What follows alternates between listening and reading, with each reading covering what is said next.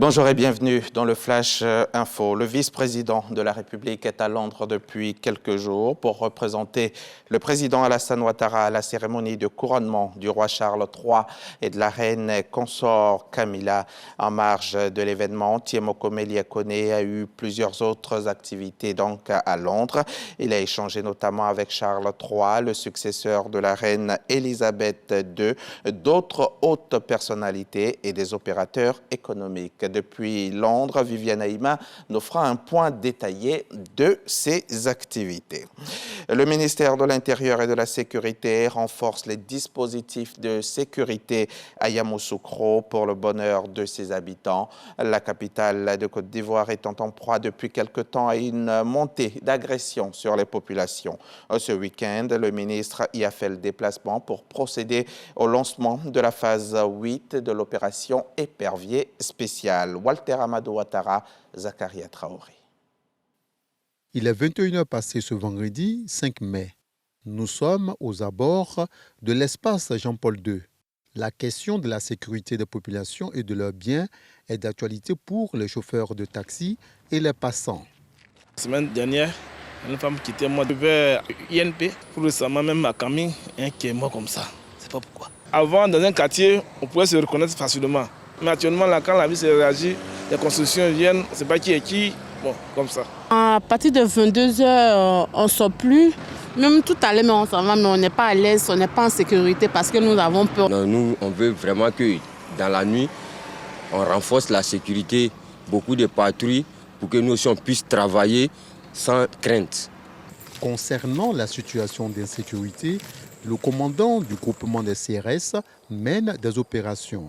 C'est le cas ici, au carrefour Mouton, route de Saint-Fra, où un fumoir est détruit. Il est 0h ce jour lorsque nous rencontrons une unité de patrouille pédestre au quartier Ebenezer.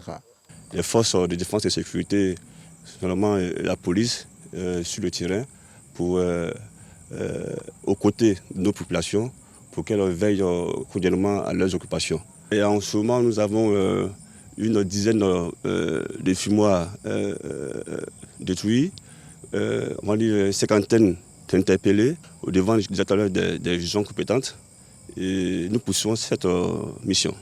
Au-delà de la dramatisation de la situation sur les réseaux sociaux, les visiteurs continuent de se rendre à Yamoussoukro, même le temps d'un week-end en famille. Je n'ai pas senti l'insécurité en tout cas. Je n'ai pas senti l'insécurité, ça va, on se promène bien dans la ville, il n'y a pas de problème. C'est pour renforcer cette quiétude que le ministre Vagondo Diomandé lance une opération dénommée Épervier spécial à Yamoussoukro. Environ 500 personnels de forces de police et de gendarmerie sont chargés de faire régner l'ordre avec rigueur militaire. Chaque centimètre carré de la Côte d'Ivoire doit être sécurisé et c'est ce qui est fait depuis toujours. C'est pourquoi, mesdames et messieurs, je voudrais me tourner vers les populations dans un premier temps. Vous devez être les complices des forces de défense et de sécurité. Donner les informations, donner les renseignements, signaler tout ce qui n'est pas normal dans votre environnement, sans verser dans la délation. Avant le lancement de cette opération, un bandit pris en flagrant délit d'agression a été neutralisé. C'est certainement le signe que la récréation est terminée pour les personnes de peu de foi.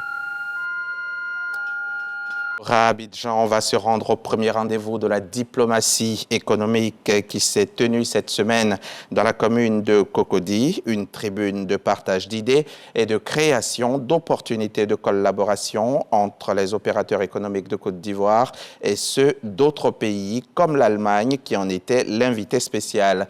Les précisions de Khalil Diomandé et Jean-Marc Djadji à suivre dans le 13h.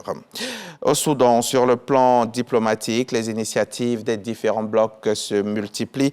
La dernière en date vient des États-Unis et de l'Arabie saoudite. Tous deux ont annoncé des discussions pré-négociations pour faire finalement respecter une trêve à propos du conflit au Soudan. Ces discussions pré-négociations doivent commencer à Jeddah. La rencontre aura lieu, selon l'Arabie saoudite, en présence de représentants des forces armées soudanaises et des forces de soutien rapide.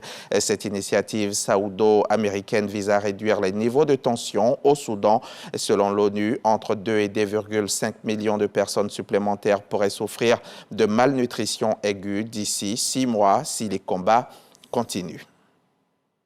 L'Institut Pasteur de Côte d'Ivoire a 50 ans. La célébration du cinquantenaire s'est achevée hier samedi. Et dans le cadre du magazine du dimanche, nous avons décidé d'inviter le directeur de l'Institut Pasteur, professeur Mireille Dosso, viendra sur notre plateau pour nous faire le bilan de ce demi-siècle d'existence. Elle nous en donnera également les missions et les domaines de compétences. C'est à ne pas manquer, c'est à 13h et c'est sur RTI.